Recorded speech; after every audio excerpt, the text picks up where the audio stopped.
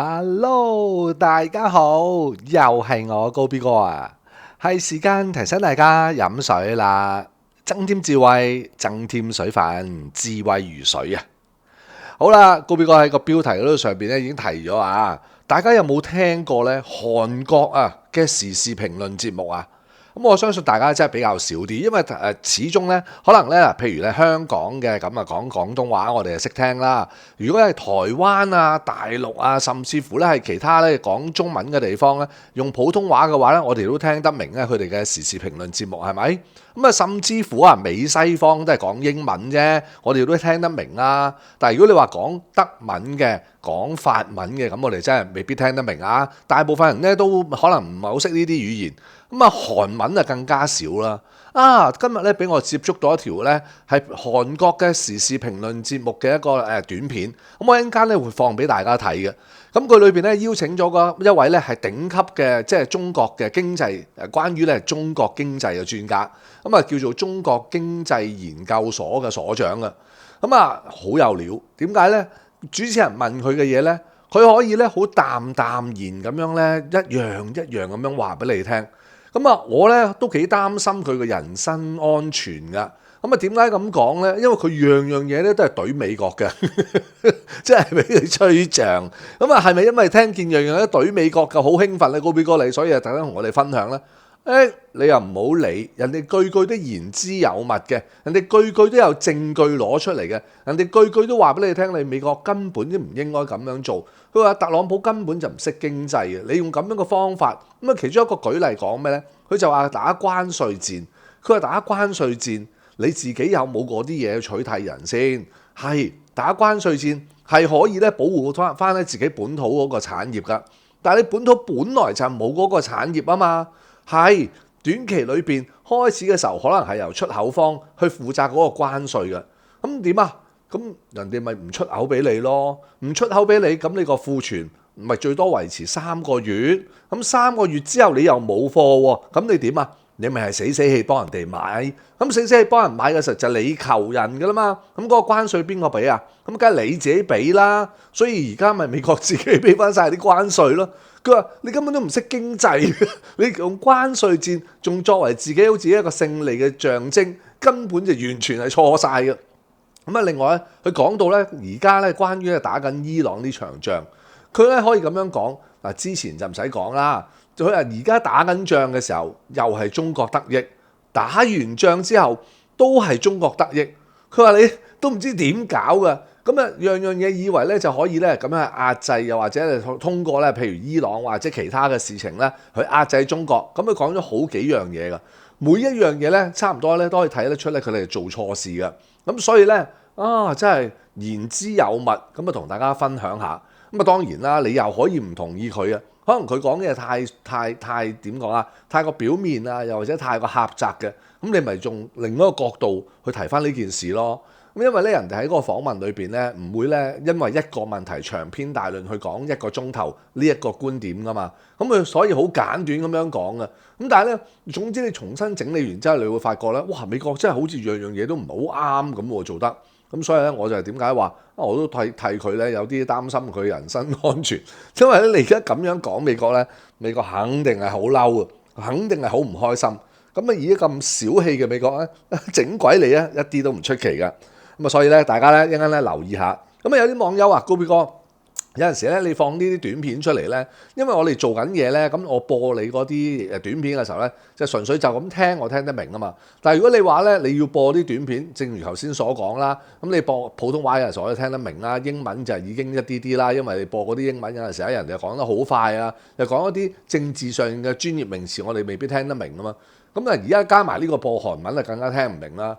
咁但係咧，我啊建議你咧，到夜晚收咗工翻去嘅時候咧，再打開一次嚟睇，因為點解咧？因為咧，我唔想夾硬就咁演繹咗人哋，人哋咧有表情啦，有呢個即係 body language，即係身體語言啦，跟住咧有裏邊嘅觀點咧，透過我把口去演繹嘅時候咧，冇咁傳神啊，係咪啊？咁所以咧，我寧願你睇佢當時點樣答，佢真係好淡淡然。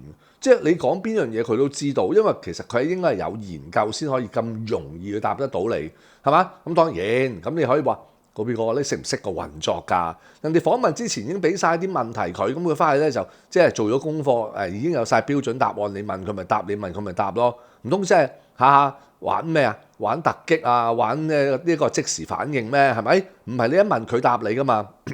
咁梗係你講嗰個係好大可能啦。咁但係你咪聽下佢點答，點樣可以咁精準？係啊，3幾句説話就解釋咗俾你聽。點解而家中國喺呢個所謂伊朗同埋美國嘅戰爭裏邊，伊朗唔係呢個中國係得益嘅，到打完之後中國又再得益咯，係咪？咁佢話佢點樣去對中國美國點樣壓制中國？佢話根本就冇用根本就冇用。咁佢點樣講根本就冇用呢？咁你又聽一聽啦，好嗎？咁而家去片俾大家聽下先。 이야기 해보도록 하겠습니다. 최고의 중국 전문가시죠? 전병서 중국경제금융연구소 소장과 함께하겠습니다. 소장님 어서 오십시오. 네, 안녕하십니까? 자, 이란 전쟁으로 국제유가 굉장히 요동을 치고 있는 상황인데요. 중국도 기름을 다 수입해 쓰지 않습니까? 다는 아니고요. 예. 중국이 세계 6대 산유국입니다. 그런데도 네. 이제 필요한 석유의 거의 한 86%를 수입에 의존하고 있고요. 예. 세계 최대 수입국 맞습니다. 그래서 이번 이란 사태의 표면상으로 최대 피해자, 통계로 보자고 하면 예. 최대 피해자인데 아이러니하게도 최대 수익자가 되고 있다는 겁니다. 그 말씀은 잘 이해가 안 되는 게 이란산 원유는 실제로 중국이 거의 다 수입을 하고 있었다고 알려져 있잖아요. 왜 수혜자가 되는 겁니까? 첫 번째는 호르무즈 해협을 중국 배하고 위안화로 결제한 석유는 지금도 통과시켜주고 있어요.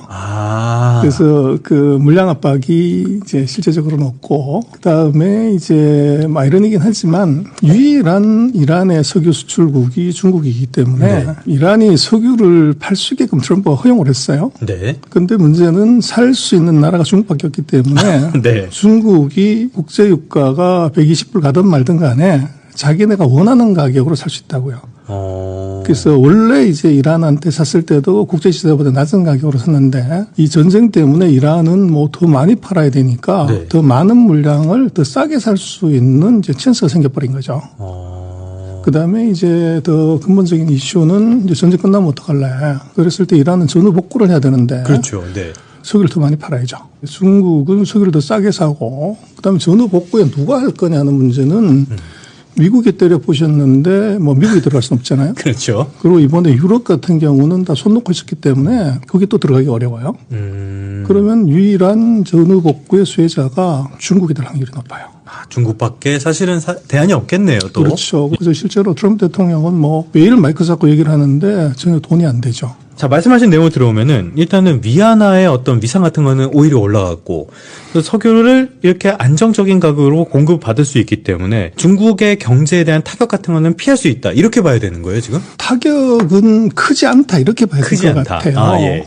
물량에 대한 타격은 거의 없어요. 이란으로부터 사는 것이 한 13에서 15% 정도밖에 되지 않기 때문에, 그리고 그것도 지금은 물량은 들어오기 때문에 큰 문제가 없고 네. 가격 이슈에서는 뭐 어느 나라도 지금 자유롭지 못한 상황인데 중국이 비축유가 한 120일 정도가 있어요. 예. 원가 기준으로 따지면은 이제 60불 이하에 산 거기 때문에 이제 그거 깎고서 적어도 4개월 정도는 뭐 별 리스크 없이 사실은 갈 수가 있다. 우리가 지금 받고 있는 시리어스 함의 정도보다는 한 절반 이하로 이제 봐야 된다. 그래서 뭐 지금 중국 같은 경우는 우리는 지금 5부제 안에 2부제 안에 뭐 중국 그런 얘기는 지금 아직 없어요. 아, 그래요? 네. 전기세라서 그런 게 아니라 그냥 없는 겁니까? 그렇죠. 중국이 얻은 가장 큰 어부지리를 이제 두 개만 꼽으라 그러면 하나는 위안화고 또 하나는 AI예요. 호르무즈를 통과할 수 있는 석유는 이란산 석유가 아니라 위안화 결제 석유입니다. 네. 그러다 보니까 이게 위안화가 아이러니하게도 달러를 대체하는 그런 이제 구조가 돼버린 거죠. 위안화로 결제하면 이제 포를 안 맞고 지나가고 달러로 결제하면 이것은 포를 맞는 페트로달러를 무너뜨리고 있다. 그렇죠. 예. 근데 이게 뭐 중국이 뭘 노력해서 그런 것이 아니라 이제 미국의 헛발질이 만든 이제 어떤 메커니즘이 됐고 이거를 네. 좀 확장하자면 무슨 문제가 있냐면 러시아가 4년 동안 전쟁을 했어요. 네. 그래서 세컨더리 베이코 때문에 서방 세계와 어떤 이제 물자도 식료품도 공급받지 못하는 상황에서 여전히 뭐 멀쩡하게 전쟁하고 먹고 살아요. 그래서 그 왜 그렇게 되냐 그러면 위안화를 매개로 한 물물 교환이 이루어지기 때문에 그렇습니다. 만 양의 천연가스를 중국으로 공급하고 중국은 그걸 위안화로 사는 거죠. 예. 러시아는 그 위안화를 가지고서 중국에서 기저귀부터 시작해서 반도체까지 이제 모든 생필품 군수물자를 사는 네. 이제 그게 지금 4년 동안 지속이 되고 그게 가능한 것은 US 컴트레이드의 5,000개 품목을 통계를 잡는데 그 5,000개 품목에서 단 하나도 예외 없이 다 생산하는 나라가 중국입니다. 그래서 러시아가 보여준 것이 위안화를 외계로 한 물물교환이 전쟁에 어떻게 보면은 가장 중요한 수단인 세컨더리 보이콧을 뚫을 수 있는 구멍이라는 걸 보여줬고 예. 이게 이제 이란으로 그대로 넘어와서 이란은 석유를 매개로 해서 똑같은 위안화가 이게 석유를 사고 그 돈으로 위안화를 주고 위안화가 이제 중국의 생필품하고 군수물자로 바뀌는 이 메커니즘이 돼버린 거죠.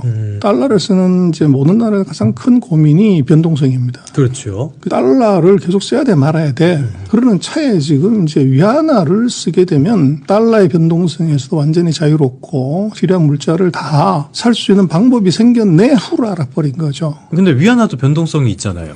근데 위안화의 경우는 정부가 통제하는 환율이기 때문에 상대적으로. 그렇죠. 예측 가능하다는 예. 거죠. 글로벌 사우스 국가들이 탈달러화를 하게 되는 메커니즘을 완벽하게 이해를 했다. 중국은 자기는 손에 피 한 방울 안 묻히고 위안화 국자를 이제 쉽게 할 수 있는 어부질이 하나 생겼고 예. 두 번째 어부질이는 AI입니다. 중국은 사실은 미국이 AI를 어떻게 사용하고 이걸 통해서 전쟁을 어떻게 하는지는 상상을 못했어요. 근데 이번 이제 이란 전쟁에서 미국이 압도적인 이제 화력으로 전력으로 완전히 초토화를 시키는데 그게 다 AI가 하는 거죠. 그렇죠. 팔란티언이 뭐니. 뭐. 그렇죠. 예. 그래서 중국은 이번에 아무 노력 들이지 않고 AI가 어떻게 전쟁에서 활용되고 네. AI 전쟁의 교과서를 이걸 그대로 공짜로 이제 얻게 된 거죠. 그러니까 미국이 레퍼런스를 그냥 만들어줬다는 얘기가 되는 그렇죠. 거네요. 예. 근데 만약에 대만에서 문제가 생겼다고 그랬을 때 당연히 미국이 디펜스를 할 때 AI를 가지고서 이제 전쟁을 할 판인데 이전에는 본 적이 없어서 대응을 못하지만 이번에 완벽하게 보여줘 버렸다는 거죠. 근데 말씀하신 내용을 들어보면요. 중국도 이런 기회를 활용하지 않으려고 하는 것 같진 않아요. 지금 뭐 파키스탄, 아프가니스탄 이 전쟁에서도 중재국을 자처하고 있고 여기에서도 지금 이란 전쟁에서도 중재국 이야기를 하고 있잖아요. 이 기회를 통해서 어떤 국제적인 위상을 높이려는 그런 움직임들이 실제로 있습니까? 중국의 태도가 아주 묘한데요. 예. 이란하고 뭐 25년 협력하고 뭐 이렇게 했지만 이번 이란 전쟁에서 중국이 코멘트가 없었어요. 아무 말을 안 했어요. 예. 이번에 이제 종전하겠다는 얘기를 이제 미국은 뭐 한 달 내내 떠들었고 이란이 이번에 대통령이 종전할 수 있다는 얘기가 나오면서 그렇죠. 네. 중재자의 입지로 이제 이 전쟁에 다가선 거죠. 이게 처음 나온 메시지입니까? 그렇죠. 이거는? 예. 그러나 이게 굉장히 중요한 의미를 갖는 것은 예. 이란을 전쟁을 스톱시키려면 이게 군수물자를 끊어버리고 무기를 끊어버리면 되는 거죠. 예. 근데 그것을 끊을 수 있는 것이 미국이 아니라 중국이라는 겁니다. 석유를 오늘부터 안 산다. 네. 그럼 이란으로서는 전비 조달이 안 되고 생필품 조달이 안 되기 때문에 배고픈 병사는 위장이 빈 병사는 전쟁할 수 없어요. 그럼요. 두 번째는 지금 미국과 이란의 전쟁이 드론과 미사일의 전쟁이에요. 이 드론과 미사일의 전쟁의 키를 중국이 쥐고 있다는 거예요. 그래서 AI 드론의 경우는 레이더를 통해서 정확하게 목표물을 타겟팅해야 되기 때문에 네. 여기에 히토리가 들어가요. 한 달에 1,000대씩을 생산할 수 있다고 예. 하지만 방산에 들어가는 히토리는 중국이 거의 100%를 장악하고 있어요. 그래서 이걸 끊어버리면 이란이 드론을 못 만드는 거죠. 네. 또 마찬가지로 미국이 지금 이스라엘 같이 해가지고 이제 패트리어트 미사일을 가지고서 이란에 싸구려 이제 AI 드론을 벌떼 공격하는 것을 다 요격을 했어요. 네. 패트리어트 미사일을 만들려면 히토리가 있어야 돼요. 군수의 필수적이네요. 그렇죠. 예. 그래서 항공모함, 뭐 전투기, 뭐 패트리어트 미사일 다 들어가야 되는데 그 두 가지를 중국이 미국한테도 끊어버리고 이란한테도 끊어버리면 무기가 없어서 정전을 못하는 네. 트럼프 대통령이 지금 하고 있는 이제 협박, 뻥 네. 이거하고 똑같이 이름은 뭐 전랑외교로 하지만 말을 험악하게 한 것이고 예를 들어서 그렇게 하면 불에 타 죽는 수가 있다. 뭐 이런 식의 이제 험악한 말 또 북한이 이제 뭐 보면은 아주 뭐 험악한 얘기들을 하잖아요. 중국 같은 경우는 스탠스를 바꾸는 것이 굉장히 유리하죠. 지금은 미국이 독수리 외교 진짜 전랑외교 같은 스타일로 왔기 때문에 중국은 거기서 발만 빼도 이것이 세계 평화를 이제 중재하는 뭐 대국 이런 식으로 이걸 신게 되기 때문에 내가 큰형님이다 이제. 그렇죠. 지금은 이제 늑대의 발톱을 이걸 내보이지 않는 것이 여러 가지 측면에서 유리합니다. 그러니까 중국이 지금 미국에 요구할 게 또 생겼다는 거잖아요. 여기서 어떤 얘기들이 다뤄지고 합의가 나올 부분들 이런 게 있을까요? 어떻게 보십니까? 그래서 이게 지금 한 달을 딜레이했다는 것이 트럼프가 어떻게 보면 이제 약점에 잡혔다는 거죠. 아, 그렇죠. 네. 결국은 중국 방문을 한 것의 목적이 선거에 도움이 돼야 돼요. 그래서 선거에 도움이 된다는 것은 무역수지 적자를 개선할 수 있는 수단이나 툴을 갖고 들어와야 되는데 당초의 스토리라고 하면은 첫 번째가 석유를 대량으로 사줄게. 오일벨트들이 표가 트럼프한테 몰리게 돼 있고 두 번째는 이제 콩을 사줄게. 중국은 14개 인구가 두부부터 시작해서 90% 수입을 해요. 그러다 보니까 이거를 이제 어느 나라의 상황에 따라서 그 나라의 콩이 완전히 동인할 수가 있어요. 지금 중남미에서 사던 것을 미국으로 돌리게 되면 이게 빰벨트 지역의 표가 트럼프에 몰리죠. 중국 입장에서는 지금 군수용은 아니더라도 중국에 작년에 해외여행 간 사람이 1억 4천만 명인가 그래요. 매년 비행기를 한 250대씩 사요. 뭐 우리나라 전체 비행기가 250도 그러는데 1년에 그 정도를 사게 되는데. 뭐 중국 탁구 선수가 우리나라 인구만큼 있대잖아요. 그렇죠. 그래서 보잉을 이번에 한 500대 정도 사준다. 그런데 그 사이에 이제 미중이 전쟁하면서 최근 4, 5년 동안은 보잉은 단 한 대도 안 샀고 전부 에어버스를 산 거죠. 입으로는 이제 중국 견제를 얘기를 하면서 실제적으로는 자기 지역구에 도움된다고 그러면 이건 또 뒤에서 딴소리하는 이제 그게 뭐 우리나라도 사실은 마찬가지지만 미국도 이제 그 현상이 나타나는 거죠. 그렇다면은 미국의 전략 같은 것들, 중국의 추격을 막기보다는 오히려 기술의 자립 이런 것들을 가속화하고 있다 이런 평가도 나올 법한 것 같거든요. 분노 게이지라는 게 있단 말이에요. 그래서 이게 뭐 농담으로 골프 칠 때도 이제 오비가 나면 그 다음부터 화를 내서 치면 이게 멀리 가고 중국이 딱 그런 상황인 것 같아요. 그래서 가만 내버려 뒀으면은 뭐 우리가 어떻게 첨단 반도체를 만들어 AI를 해 전기차를 만들어 이런 거는 뭐 선진국이 하는 거야 이랬을 건데 그 분노 게이지가 이것을 중국을 국산화 의지를 활활 타오르게 했고 그런데 해보니까 됐다는 거죠. LCD 이거 이제 국산화 끝났고 한국에서는 이미 거의 죽어버린 산업이 되어버렸죠. 그렇죠. 배터리 이것도 이미 세계 제패했고 태양광 끝났고 풍력 발전 끝났고 반도체 하나 정도를 이제 뭐 승복하게 되면 소재 부품 쪽에서는 완전히 그 월드 클래스가 돼버리는 그런 일이 벌어진 거죠. 거기에 지금 이제 더 걸린 문제가 이런 이제 미국이 상대적인 약점을 보이는 것 그리고 이번에 이란 전쟁을 보면서 AI가 이것이 모든 것을 결정한다고 하면 AI하고 거기에 하부에 들어가는 인프라인 반도체 부분에 있어서는 이건 생존이다. 국가의 모든 자원을 총동원해라고 하는 이제 거국 체계라고 얘기를 합니다. GOTS라고 얘기하는데 반도체 국산화에 국가의 모든 자원을 다 동원해라. 이 상황에서 지금 미국이 대중국 견제라는 카드를 포기할 수도 없는 거잖아요. 대중국 관세 카드 이걸 다시 꺼내야 될 가능성 어떻게 보세요? 의미가 없는데요. 결국은 이제 우리는 이제 미국 쪽의 언론 시각으로 이제 보다가 보니 작년에를 보면은 중국의 무역 수지 대미 무역 흑자는 줄어들었어요. 중국 전체 무역 흑자는 어떻게 됐냐고 그러면 역사상 최대입니다. 1조 2천억 달러가 흑자가 났어요. 그래서 이것이 관세를 가지고서 중국을 죽인다고 하는 것이 이게 얼마나 엉터리냐. 그래서 그것은 제가 볼 땐 트럼프 대통령이 공부를 제대로 안 해가지고 경제 언론을 안 본 거죠. 관세라고 하는 것은 보할 산업이 있을 때 관세를 때려서 자국 산업을 육성하는 것인데 미국은 뭐 철강화학, 조선기계, 자동차, 반도체, 핸드폰 공장이 없단 말이에요. 그렇죠.